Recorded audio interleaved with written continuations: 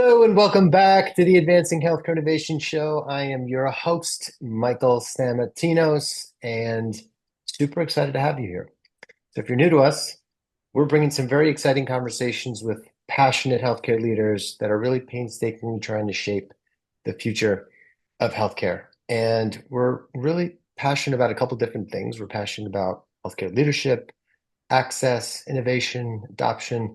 And if it's your first time tuning in, let me just sort of take a quick step back and tell you what we're really trying to do here. So we're focused on bringing real stories of innovation to life, not just the wins. We are highlighting real people that are on the front lines, getting things done and giving them the opportunity and a platform to share their stories with our community and ultimately with the world. So we have just an amazing action-packed year with some incredible speakers. If you haven't had the opportunity to check out any historical interviews, wherever you are, however you're consuming this, YouTube, podcast, what have you, just make sure you hit the subscribe button now so that any new interviews come right to you. So our field, it's fast evolving. Things are moving quickly, and it's crucial to have leaders that can envision a different future, that embrace innovation and are addressing pressing challenges. And we have no shortage of challenges, which means that we have lots of opportunities to make things better. So our next guest on the show is one of these leaders whose vision and work are transforming the field of prosthetics, which is a field I know a lot about. Sydney Robinson is the CEO and co-founder of Vessl Prosthetics. So her academic and professional path is really driven by a commitment to solve a critical issue in prosthetics, improving the comfort and fit of prosthetic limbs for amputees. So at the heart of her work at Vessl Prosthetic, her focus is really on developing a device where prosthetic users' socket fit is automatically adjusted to their liking. And this innovation, it promises a very bright future, especially for amputees that no longer have to settle for ill-fitting prosthetics. And we'll talk a little bit more about that later. But Sydney's leadership, I just want to tell you, she's got a lot of grit, deeply passionate, understands the challenges that are faced by those with limb loss. And she translates this level of empathy into like impactful solutions. So Sydney believes in the power of community and teamwork. So today she's going to share some of her insights, the challenges, the wins, and some of the dips of founding a startup and how she envisions the future of prosthetic technology. Sydney, welcome to the show. It's great to see you. Thank you so much for having me, Michael. I'm excited to be here. I haven't had someone introduce me before that has such deep experience in prosthetics, so it was really good to hear, hear the intro. Yeah. So listen, I've been thinking a lot about this conversation. It's a timely one, it's an important one. So if we were to sort of rewind back to the precise second that you decided that Vessel had to exist, what was happening around you? What were you feeling? And what did you risk by saying yes to that calling? It's a loaded question. So the precise the aha moment for me was I was on a video call with a person with limb loss, and she said that she would rather suffer than wear socks. And that was the moment for me. All of the parts that led up to that moment, I had shadowed a doctor at a diabetes clinic, met a lot of people with leg amputations because diabetes is actually the leading cause of leg amputation. And when I was speaking with all of those individuals, it was interesting to me that they were all in the clinic because their socket wasn't fitting properly. And I was like, I wonder if this is a local problem just to this clinic or if this is a broader issue. So And for those that don't know much about, they know zero about prosthetics. Take us back. What is a socket? What does that mean to someone? Like explain it to someone as if they were a New York public educated person. Me. Absolutely. So the way that I like to describe it is that everyone's body is changing size day by day and year after year from diet, exercise, weight fluctuations, even the seasons. Yeah. And all of this change is fine for folks that are able-bodied, but for people that have limb loss or have a leg amputation, their leg is changing size inside of a prosthetic leg that does not change size. So like if you wear shoes that don't fit, Yeah. then you have blisters, same idea, but this is happening to your leg. This is the way that you can move through the world. And so it's a very, very difficult process and problem in general. The socket is the part of the prosthetic leg that's kind of holding on to the anatomical leg. It's kind of like a cup shape. And so when I'm talking about poor socket fit, I'm talking about the fit of that static prosthetic socket or cup that's holding on to the amputated leg. Amazing. And so you say yes to this calling, and I know things are going really well. In your mind, in the other side of your mind, was there a version of your life where you didn't step into this? What Oh does yeah. that alternate timeline life look That like? If you're like a fan of Back to the Future, you know when they have like the time of reality that changes, what does that look like for Sydney? Well, that was the main line, quite frankly. My plan, this was not my plan. My plan was my background's engineering. So my plan was, biomedical master's degree, use that to get a job designing medical devices. I was thinking like Stryker, Medtronic, something like that, and kind of work my way up. I love people, so I knew I'd love to be a manager, but I love designing new devices. So I wanted to stay on the device design side and the innovation side. That was the plan. What ended up happening was after my master's, I did a program in Canada that's modeled after Stanford's biodesign. So it brings Yeah, engineers, PhD scientists, and doctors together to innovate within medicine. And I'd always toyed around with, wouldn't it be cool if you could start your own company? That's kind of a neat idea. But I didn't know much about it. So I did this 10 and a half month program with the intention of learning more about it.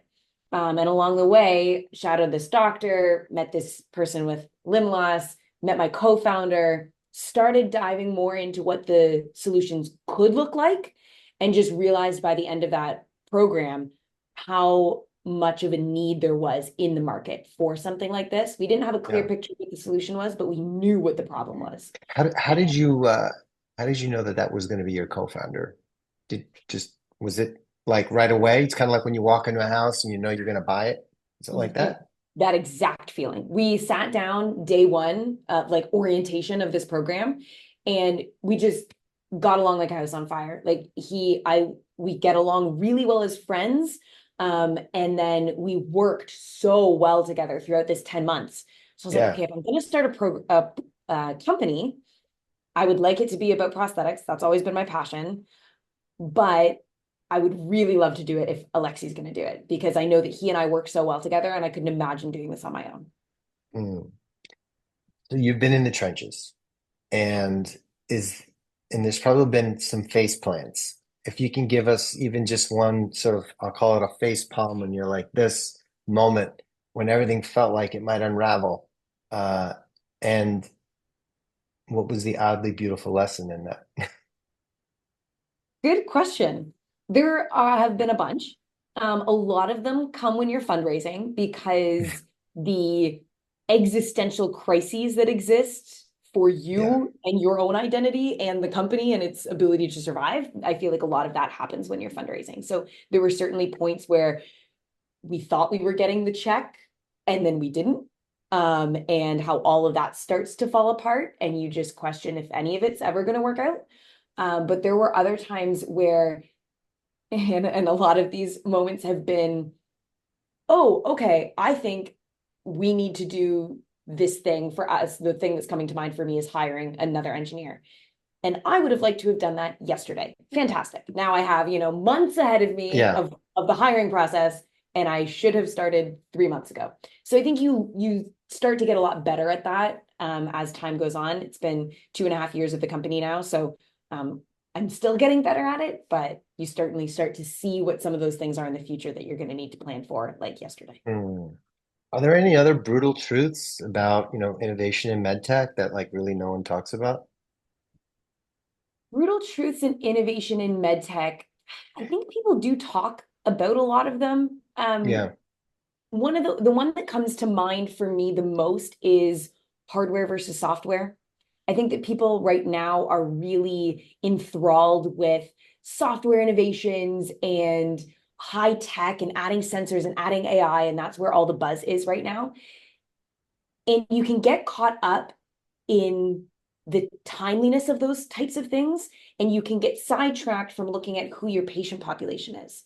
So our patient population is typically people with diabetes, typically people who are of the aging population, typically people of lower socioeconomic status. Oftentimes, these are not individuals that want a super high tech, very expensive, automated Yeah. thing that they have to remember to charge at night. They want something that is reliable, that they know is going to work, and that will do things automatically. And so that was really, we just stayed very zeroed in on what our patient population is to try and make sure we didn't get sucked into the buzz of AI and things like that. Yeah, it just sort of reminds me of having spent a lot of time in the O&P world, I've been able to get in front of and have great relationships with a number of clinicians. And I just remember Larry Quigley when I first came to Chicago. He said something. He said a lot of very cool things. But the one thing that he always said, especially because he served a population that was very socioeconomically um, poor, said, the best prosthesis isn't always the most expensive one. The best prosthesis is the most appropriate one for that patient, given where they are in their life. And that always stuck with me. And I always found that to be super interesting. Absolutely Swi- agree. switching gears for just a moment here, because you mentioned around sort of this existential crisis. What's something about leading Vessel that's changed you as a person? Not as a professional, but maybe just as as a daughter, as a friend, or even as a co-founder, as a partner. Yeah, that's another really good one. For me personally, it has been the opportunity to really practice a growth mindset. So if you're familiar with a growth mindset, it's basically the mindset of like, we can figure this out, and I don't have the skills right now, but I can learn them. And you get a little bit of that in school. You also get a little bit of like learning how to cheat the system.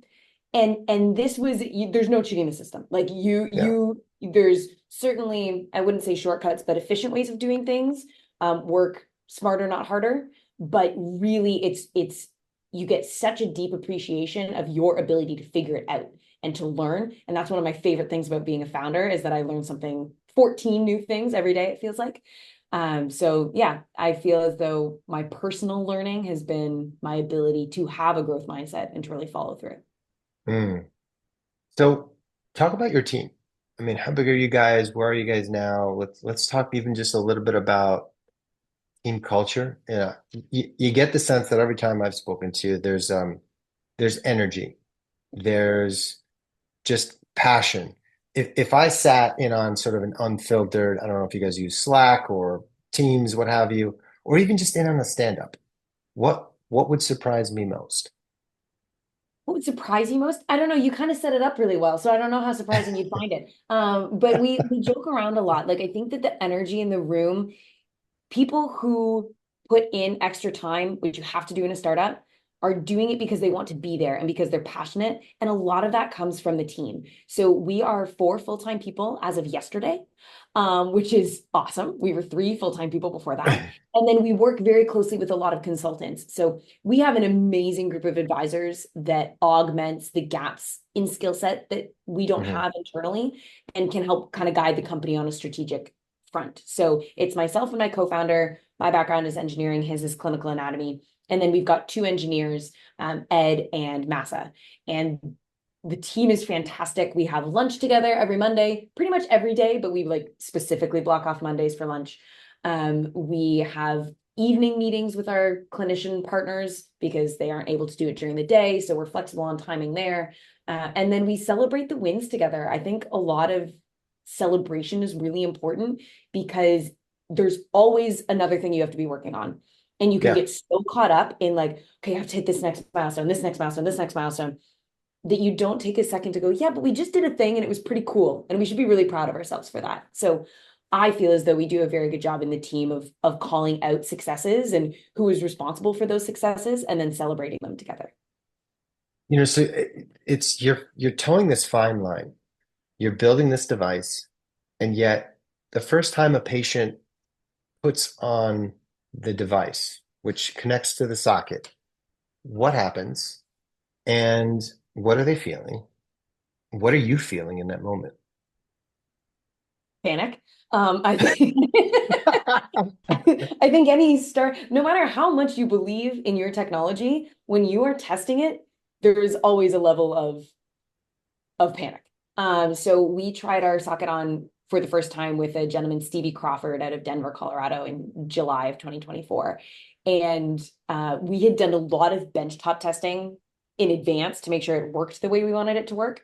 The feeling for an amputee when they put it on for the first time is should be not too much different because the socket fits well already, especially in the morning. And then our device is allowing for that adaptation throughout the day. So really it's the ongoing feeling that is what should be different. You shouldn't feel this mental burden of having to Mm. interact with the device constantly. You should feel a surety that it will do the adjustment for you. So it's kind of the long-term feeling is different. And for us with that very first trial, you were just holding your breath for a really long time. And then he put it on and started walking and it worked right away. And I nearly fell out of my seat. Like we were so thrilled and it has been going really well since then, knock on wood. But now we're getting ready to try it on with more patients. And I'm really excited to see the different feedback that we get from different individuals. Yeah, I mean, literally, you're literally changing how people walk through the world. I mean, how do you hold the emotional weight of that responsibility? Yeah. That's a really interesting point because prosthetics is a very emotionally charged industry, I Yes, find. Um, 100%. and as someone who I don't have lived experience with limb loss or leg amputation. And so I do tread a bit of a fine line between taking on emotional interaction that maybe isn't my right. I wouldn't want to overstep, I guess is what I'm trying to say, and make Yeah. it all about me and have this big emotional reaction when that's not my story to tell. So I do try and tread that line, but it's a very emotional industry, and I think that's honestly what has kept a lot of us in it is you're just so emotionally connected to trying to make a difference in someone's life. Yeah, it's like a type of currency. And I would just remember where if teammates were down or something, I'd say, hey, go sit in the clinic, go into a fitting. You know, when someone comes in a wheelchair and they walk out. And I just remember at the time I was sharing stories with a few of my friends, really close friends that were like working on Wall Street, just doing different things outside of healthcare. And they were like, I was moving, numbers on the screen today. And, you shared that. I feel like a complete dipshit compared to what like things that you're doing. And so it's interesting to sort of see that even from a manufacturing standpoint, even though you're not sort of in the day-to-day care delivery aspect of it, there still is an element of the patient having a seat at the table and you thinking about it from their perspective. And that's a mainstay of what you and the team are doing. For It's sure. encouraging I to mean, hear that. the only reason that we came out with the innovation that we did is because we took our time talking to patients and prosthetists, right? I would never have known that this was such a big issue if I hadn't spoken to people who have that lived experience. So we've kept that going throughout the entire lifetime of the company and just keep interacting with people that do have that lived experience. And you're right, it keeps you emotionally engaged, but it also keeps you tied to what will actually be helpful for them and not just some like Yeah. cool engineering thing you want to do. You know, as you were considering and dove into this, was there anything in your mind that was, hey, this is niche down? Because I mean, this is a niche business inside of healthcare. Was there anything in your mind that said, is this, from an investor standpoint, is this a big enough TAM? Is this a big enough, is this only a one product company? Is this a multi-product company? Where do you envision it, given where you are now and sort of to the capacity of where you think it can be? Yeah, I think people really focus on, I don't want to say the negatives of a niche industry, but they think, oh, niche industry, and they dismiss it. Yeah, yeah. And the beauty of a niche industry is that it can be pretty clear. So there is like a very established and set way that, things are reimbursed or that you interact with clinicians. And so I think there's a lot of advantages to it. The vision that we have for Vessl as a company is to empower people to lead healthier lives. That's Mm. our mission. And so that is not just making an adjustable socket, which is great, making an adjustable socket system, that is, but that's also, could we get into the monitoring space? People are talking a lot about data, and I know I just talked about, not over engineering things, but there is a place for it. And so is that a market that we want to get into? We have a whole slew of different features that we want to add to our device to make it accessible to even more people with limb loss. So which of those elements do we want to start playing around and building first? And then are there complementary devices? Like pretty much every socket, not every socket, but pretty much every socket is worn with a liner, a thin gel or some type of material, sometimes silicone liner that attaches you to the socket. So are there innovations that we can make there that make it easier to wear the device or optimize its Yeah. function? So we don't see ourselves as a one product company. We see ourselves as a multi-product company. We see ourselves as a global company. And we think that while the TAM may be smaller than a cancer company, because of our very, very, very clear focus of what we're building, we think that the opportunity here is massive. Well, just given the nature of how things work in the US, and I know that you and the team are looking at making strides into the US, are there other markets that are equally as attractive to you that you can go and penetrate into today? For example, Canada, is there stuff in Europe?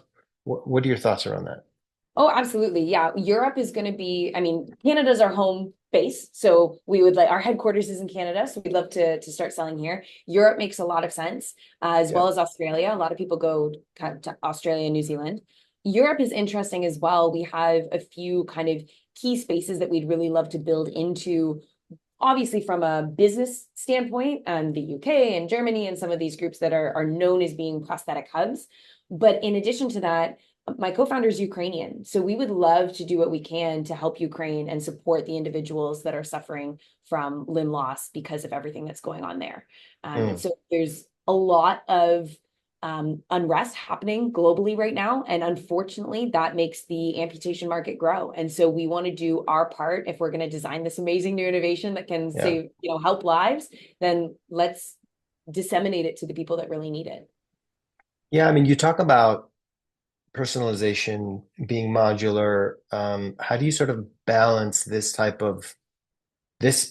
high-tech ambition, but one where it actually is appropriate for the patient with affordability? I just seeing in terms of the nature of where we are now, you mentioned around some of the patients that would be appropriate for this are in different socioeconomic status. Does that go into your mindset when you're thinking about designing and creating something? Are you thinking about material selection, affordability? What goes to your For mind sure. with those things? Oh, absolutely. All of that plays into to our plans. I would say that for the kind of product offering itself, we were initially wanting to bring the socket to market. We were going to sell a socket. And what we learned was that is the prosthetist job. Like they are the experts in socket technology. They know how to fit the socket well. They know what relief areas to make. And okay, well, based on this patient's goals in life, we should do it this way versus that way. Like they know those kinds of elements to prosthetics. And so we're like, okay, well, instead of doing that part, which is the custom part, let's build a device that can be added to the custom part to help control it. But now we can mass manufacture that. So it helps from a market penetration perspective and kind of collaboration with our key customers, but it also helps from a mass manufacturing perspective and a kind of cost of goods sold perspective. So we are looking at different ways that we can make it as small and light as possible, which again is double benefit, right? It benefits the clinician and the Yeah. amputee. That also benefits us because that reduces the cost to make it. So we're certainly looking at ways that we can make this as accessible as possible, both in the usability of the device, but also in its cost. Hmm.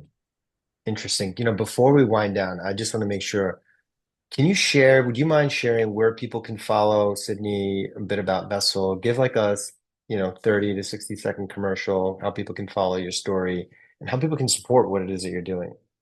Absolutely. If you want to get absolutely bombarded by posts, you should follow me on LinkedIn because I love to post on LinkedIn. So Sydney M. Robinson is my handle on LinkedIn, and then Vessel Prosthetics is also on LinkedIn.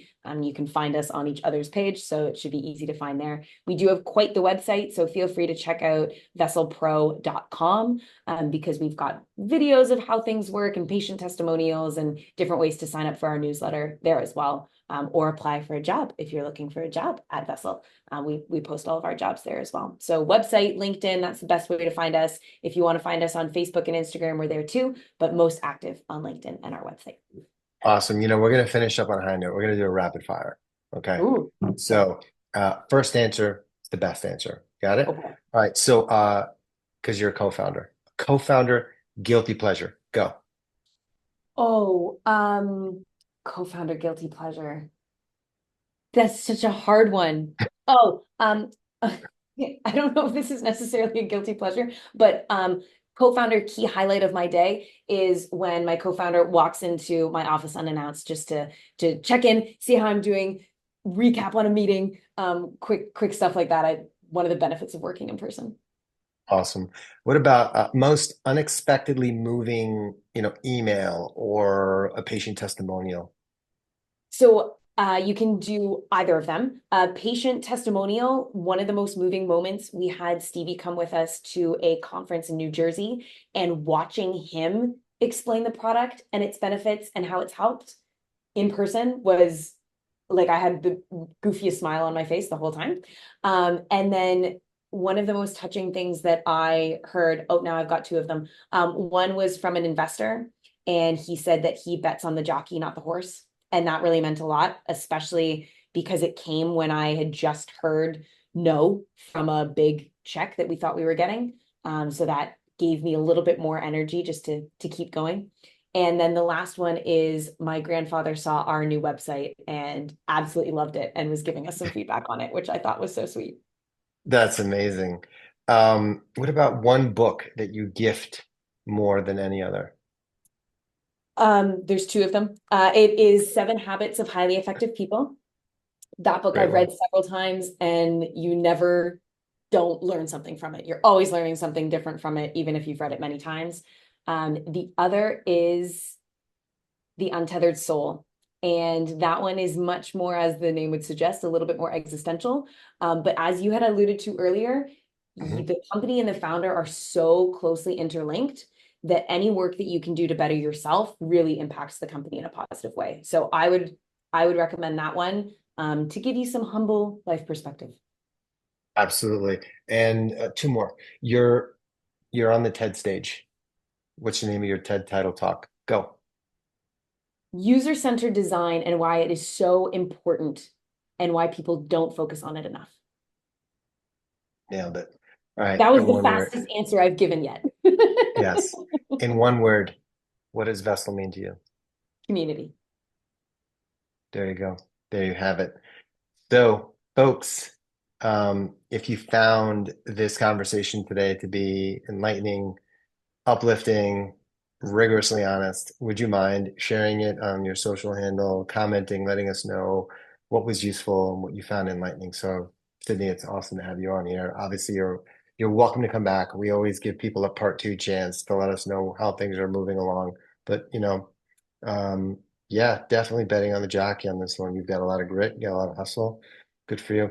Thank you so much, Michael. Well, thank you for having me. I'll definitely take you up on the part two offer. This was such a fun conversation. Awesome.